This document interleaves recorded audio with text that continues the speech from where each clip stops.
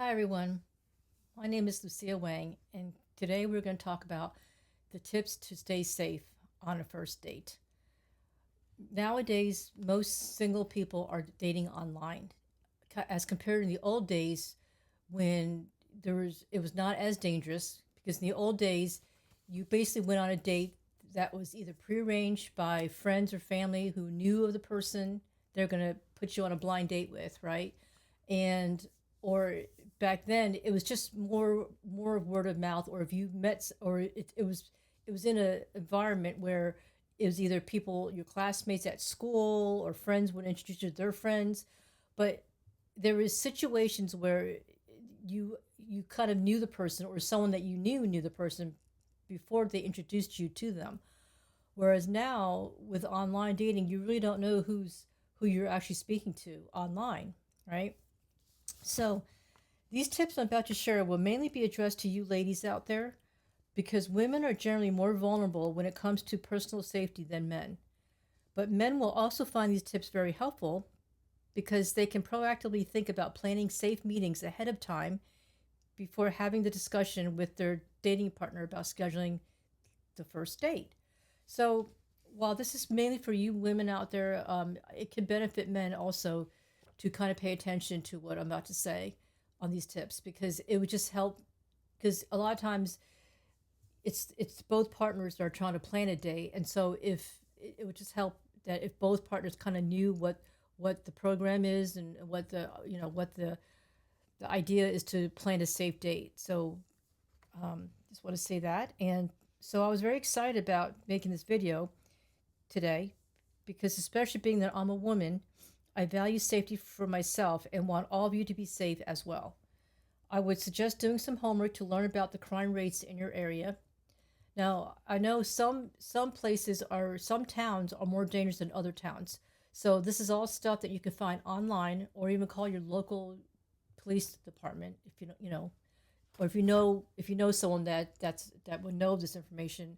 It would be helpful for you to to find that out ahead of time. It's just good information to know. And you can also find this out online. Plenty of resources out there to just plug in the name of your town and what the crime rate is. It's prudent to take precautions when going on a date, specifically the first few dates during the early stages of a relationship.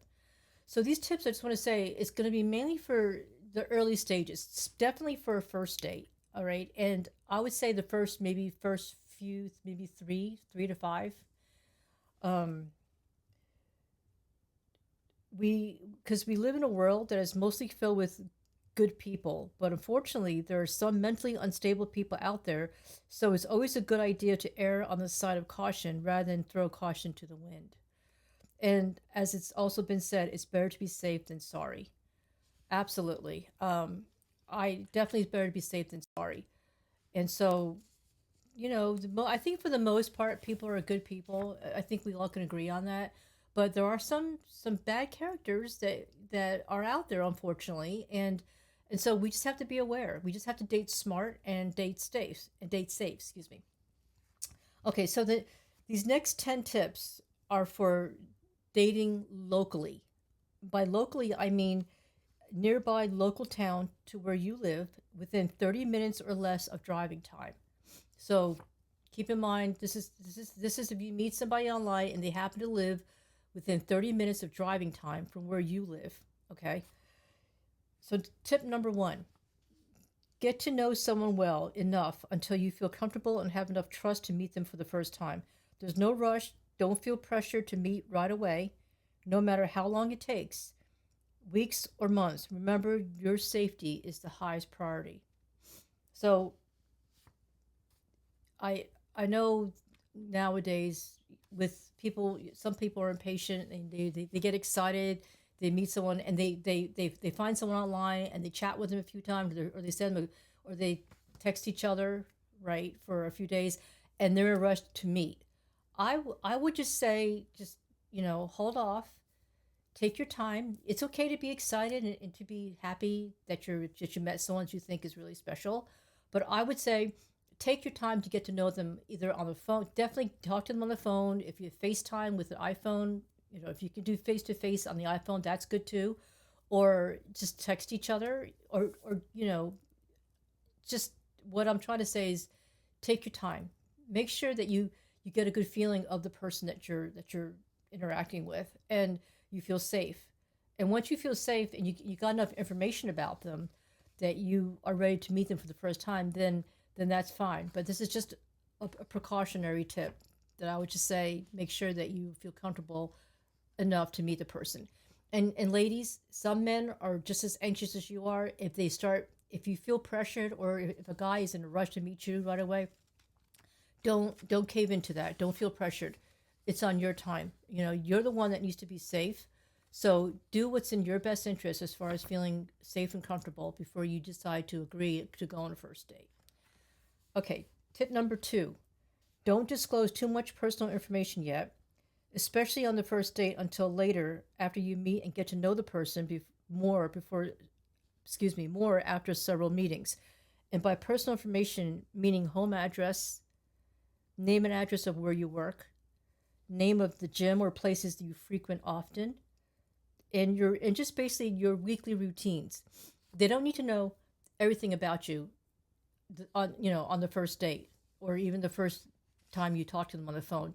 Just set a comfortable pace to disclose information, okay? But I would definitely not disclose information until you feel comfortable, um, because, like I said, you don't know who's on the other end of the phone.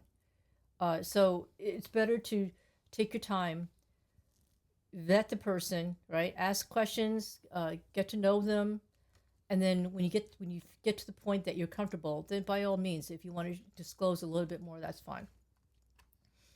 Okay, number 3, always let a good friend or close family member know ahead of time before you go on your date the name of who you'll be meeting and where you will be meeting. Okay, so that's important. Um, I know a lot of us nowadays, some of us may not live close to our family, but if you have friends, or you have if you have friends or someone close to you that, or even a roommate, if you're living with a roommate, whoever that that you're close enough to, that you need to let that person know that who you're going out with, what's going on with your life. So just in case if something happens, at least they'll know who you're going out with, the name of the person that you're going out with, and where you're going, the name of the restaurant or the place that you're going to be meeting at. Okay, tip number 4. Agree to meet at a popular restaurant or coffee shop that a lot of people like to go. And the idea is safety in numbers. Absolutely, absolutely. I think this is very important. And even if you live in a small town, pick a restaurant that you know is a busy restaurant, a popular restaurant that everyone goes to. It's important to have a lot of people that go to the restaurant, so you're not just isolated, right? So that's tip number 4. Number 5 is, ideally the best place and time to meet for a date is to schedule it on a weekend for breakfast, lunch, or coffee date, because it's generally safer during the day than at night. Now, this is a tip that I kind of just thought of on my own. When I was dating years ago, I didn't have all these tips. Okay, so we kind of, a lot of people my age kind of winged it. We really didn't know. We just went on common sense. But as I was writing this, I actually thought about this tip number 5, and I think it's a really. I wish I thought about this when I was younger. But I want to pass this on to you ladies out there. Why not meet for breakfast and lunch, right? I know we were all kind of programmed to think that it's the best romantic time to meet is at nighttime, right? Go out to eat at night and meet someone at a restaurant at night. But and a lot of the restaurants, excuse me, a lot of the movies also show that. They always show people on a date at nighttime. And I thought to myself, if we're going to be trying to be safe, especially on a first date, I don't think that's the best choice. I think let's try to go for a weekend, right? A weekend, because we know is more crowded. The places are more crowded during the weekends, right? The restaurant will have a lot more people, and let's do breakfast or lunch or a coffee date early afternoon, right? Or if you drink coffee in the morning, do a coffee date in the morning. Um, I think that would be safe. That'll be a lot safer. It's during the daytime, right? And and I think it also takes the pressure too off of both partners, because I know that uh, there's issues around men spending a lot of money to take you out to eat, right? And then I know some women feel obligated. A lot of times, if a guy treats you out to a very expensive meal, then the woman feels obligated that if the guy wants some physical affection afterwards, it's just undue pressure that doesn't have to be there on a first date, and it takes a lot of pressure off of from a woman's perspective and a man's perspective. Um, and not that and I'm not saying that all men think that way. Not all men who take women out to eat expect something in return, and I'm not saying that, but there still is a little bit of pressure there for some people. And I just think if you just and going out to eat for breakfast and lunch, it's a lot less expensive than going out at nighttime. And again, ladies, this is just the first date. We're not talking about all the dates in the future. But I think the first few dates, until you both feel that this is going to perhaps be something that you want to invest in, I would probably go light on the dates and just do breakfast and lunch. And this way, it frees up the rest of the afternoon for wherever you want to do. And I just think it'll be good to try that anyway. Tip number 6. But if you must meet in the evenings because of work schedules and you have no other choice, then here's what I would recommend. Okay, so in a situation, whether it's your work schedules don't work out, or for either one of you, for whatever reason, you can only meet at nighttime. Okay, so you go out to eat in the evening. This is what I would recommend. You both agree to meet at a restaurant. Pick a popular restaurant on a less crowded day, Monday through Thursdays. So this is just the opposite advice of what I just said before. If you go during the daytime, it says so. I'm saying to do on a less crowded day, like Mondays through Thursdays, so it'll be easier to find a parking space closer to the front entrance. It will be harder to find closer parking spaces on Fridays and on the weekends because it will most likely be crowded. So again, this is like the whole idea is keeping safety in mind. If you go during the weekends, let's say on a Friday and the weekend, Saturday and Sunday, there's always long waits at restaurants, and there's going to be the parking lot will most likely be full, and the chances of you women finding a close parking space by the front door is probably not going to be that high. But if you go on an off night, on a less crowded night, Monday through Thursdays, you'll probably be able to find a parking space closer to the front entrance. Okay, tip number 7. To piggyback on the previous tip, always park as close as you can by the front entrance. If no close parking spaces are available, then park in a spot that is well lit. And at the end of the night, if you feel your date is kind of weird or something is off, politely ask the restaurant manager or restaurant employee to escort you to your car. So this is very important. Um, def- like I said before, park if you can, park close to the front entrance. If there are no spots available, then park somewhere where a under a light, those street lights that are bright, they're nice and bright. Okay, that would be the second choice if you can't find a place up front by the front entrance. And then see how your date goes. If you sense something is off or you're not 100% sure this person is safe to walk out with, I would, I would at that point shake the person's hand, thank them, thanks for meeting them, or if they pay, thank you for them taking you out to eat, right? And I would at that point go to the restaurant manager or just excuse yourself and go to the bathroom, and after you say goodbye, and then I would go to the restaurant manager to see if the restaurant manager or if there's a restaurant employee that can escort you to your car. Because especially if you park far away at a faraway spot in the parking lot, it's just it's better to be safe than sorry. Um, so that was my recommendation. And then number 8, be observant about anything that seems off with your date. Pay close attention to any of your gut feelings that you may have. Ladies, we all have gut feelings. You need to pay attention to them. Don't write it off. The whole night, you know, enjoy yourself, get to know the person, and but at the same time, I want you to pay attention to what the guy is saying, Pay attention to his mannerisms. Pay attention to how he treats other people, the waiters, the waitresses. See how he, just see overall what your gut feeling is about him. Okay? If you feel that something is off, then you need to pay close attention. And like I said in the previous tip, if you feel that something is off, you definitely need to make sure you, in the evening, early, by shaking the guy's hand, letting him leave the restaurant. Maybe you go to the bathroom or you go to the restaurant manager right away and ask somebody to escort you out the door, out to your car. Okay, number 9, be careful not to drink too much. Limit yourself to one drink. Getting tipsy or drunk is not wise because you will lose objectivity and focus on your date, and your mind won't be as alert and sharp. I don't drink personally, but when I was younger, I did drink. Now, because for health reasons, I don't drink. But when I was younger, I did drink, and I didn't drink a lot. I was never a big lover of alcohol, but I did drink every Friday night, a couple of drinks here and there.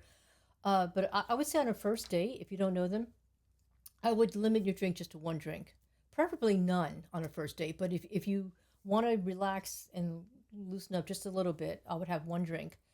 And this way you can stay alert because we all know that once you have more than one drink, especially on an empty stomach, and you start feeling a little lightheaded and tipsy, next thing you know, you're giggling more than you normally would, and you're laughing, and you're losing focus on your date, and that's not a good thing, folks. We need to dating is supposed to be fun, but it's also time to get to know somebody and to vet them.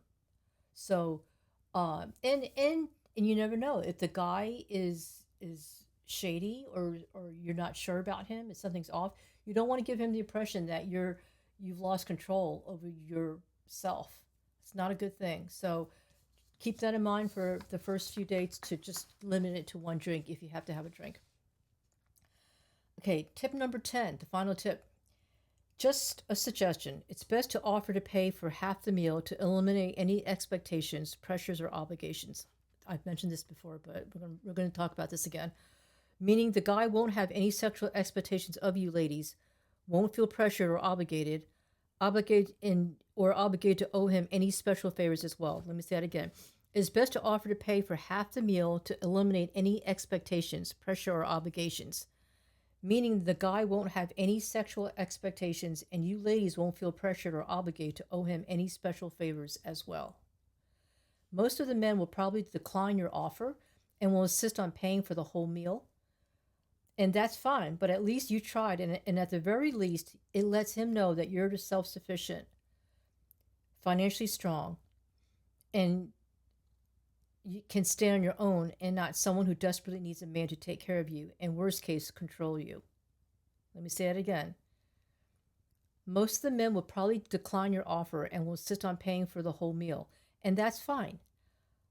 But at least you tried, and at the very least, it lets him know that you're self sufficient, financially strong, and can stand on your own and not someone who desperately needs a man to take care of you and, worst case, control you. And if he does pay this time, you can always offer to pay next time or pay for something less, like treating for ice cream if you don't make a lot of money. And there's a lot of creative ways to contribute when you don't make a lot of money. For instance, maybe you offer to leave cash for the tip for your meals. Or if you go grocery shopping together and your partner is just picking up a few items that don't cost too much, offer to pay for those few items. So that's just an example. And of course, grocery shopping, that would be something later down the line when you're dated a few times and you're actually now officially a boyfriend, girlfriend. But I'm just giving ideas because I know, most of the time, I mean, times have changed. Women now do make equal or more than a man.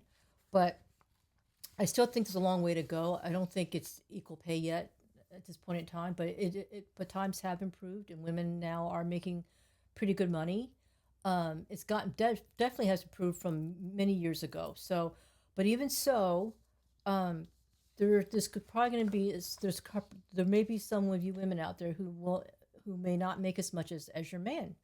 So then that's totally understandable. I don't think anyone would expect you to pay for half a meal if you don't make as much as your guy. But you could do smaller things that communicates the same meaning, right? Um, like I said, you could also offer to pay for tip. If you on another date, if you both decide to go have ice cream or something that's not as expensive, or you decide to have breakfast or lunch, right? Offer to pay. And I'm not saying it's got to be, you know, it doesn't have to be a trade off every single time, right? There's no set rule on that. But I think once in a while, once every few times, is good. It's fair, and it lets the guy know, and the guy may not even need your money. I mean, most of the time, if they're making pretty good money, they won't even want you to pay, right? But I think that what it does is that it shows the guy that you're not a gold digger, and that you sincerely are being considerate, and that you want to be a team player, right? So there's no harm in that. Some men that are old fashioned. Now, I will say in the past when I was single and I did try this where I did pay and I insisted to pay. Some of the guys were kind of offended. I mean, some of these men were offended because I think I don't know if it's an ego thing or it's just an old fashioned thing, but they weren't didn't seem too happy of me offering to pay. Um, so if a guy's insistent, that's fine. Let him pay, on the first date, right?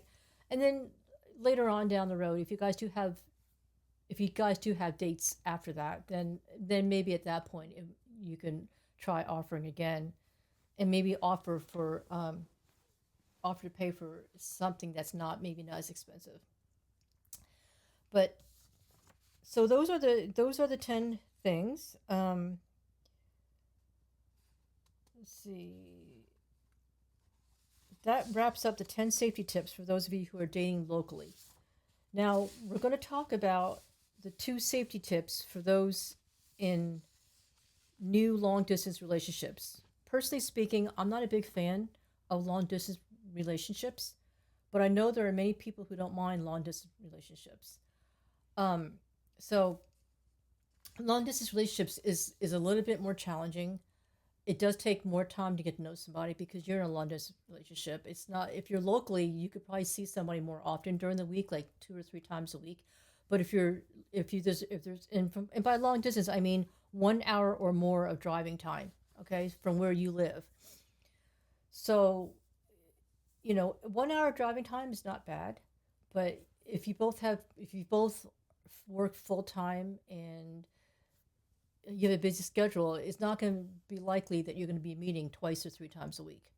So in those situations, it is going to take more time to get to know each other if you do want to pursue a long distance relationship, and they are scarier because of the fact that it's so far away. So that's why I did come up with 2 tips that we need to be aware of if you are doing long distance.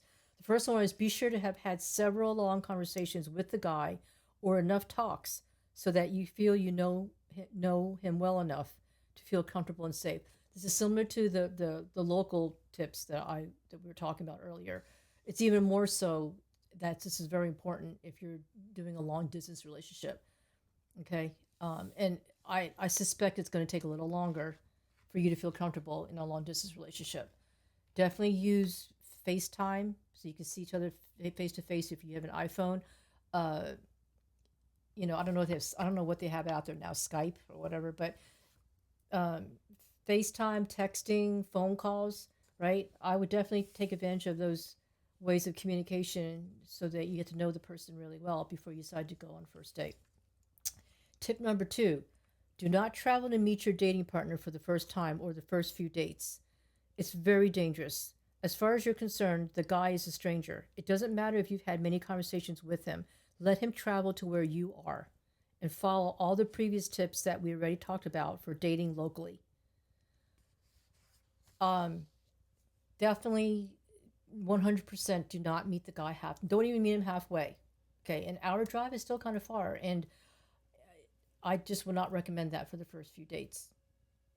So, politely. Now, if the person you're talking to insists on it and they get upset with you, you may have to rethink this whole situation. I don't think any reasonable man should not expect you to meet them halfway, or worst case, have you drive all the way over there. And this is not about This is not about women and feminine energy or masculine energy, or I'm not saying that men have to chase a woman. It has nothing to do with this. Okay, it has nothing to do with egos or chasing. This is all about your safety, and that's all I'm concerned about is you women out there, your safety. You don't know who this guy is. He could be 3 4 hours away. I mean, long distance means anything within that's more than an hour driving, right? So 1 hour best, but that the person could live 2 3 4 hours away or hundreds of miles away. I know people. I've heard people that date that are different states, right? It could be different or a different country, which is I think is kind of crazy, um, but anyway, um, but yeah, when it's that long distance, an hour drive or more, have him come see you the first few times. I would definitely not drive to see him. You don't know the guy. You there's safety in being in your hometown. You're familiar with everything in your town, the gas stations, the all the eateries, right?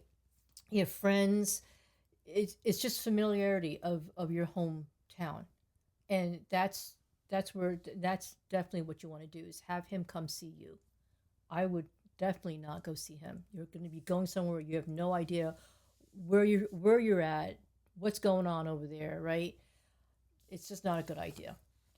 Um, and ladies, just want to caution you: there are other dating coaches out there who are not giving the right advice to women. I heard one coach recently advise women to meet the new guy as soon as possible and drive to meet them halfway, even if it's 100 miles away.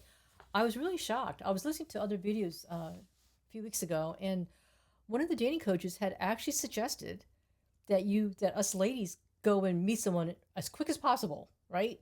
The second or third time of talking to them, or the fourth or fifth time, or whatever the advice was, and the coach said to meet them halfway. I don't think so. No, no, no, no, no, no, ladies, that's not good advice. Um, so I just want you guys to be careful. I did there are not a lot of videos out there on safety. There is a handful, but the ones that I've seen online were mainly generally for online dating, not so much for first dates or the first few dates. And then when there was videos on them, they didn't really talk about the specifics. So it was more general information, right? So I really felt these tips were more specific and more of a hands-on how to do a first date, right? But yeah, just be careful of the advice you hear out there. There's some good advice and there's some not so good advice. And so definitely do not, I would not meet a guy and drive halfway or hundreds of miles, or even if they live 1 hour away, I would not drive to meet them. Have them come to you. Okay? Um, okay, so in conclusion, have fun meeting new people, but always keep in mind safety first. Okay, well, that wraps it up for all the tips to stay safe on a first date and the first few dates. Hope you found the information helpful. If you resonate with anything I'm saying or like what you heard, please click like and click share. And if you have any questions or comments, I welcome them. Put them in my comments section. And, and don't forget to hit the subscribe button. This way you'll be notified of all my future videos that are going to be happening. So until next time, folks, thanks for watching. Stay safe, and I'll see you again soon. Okay, bye.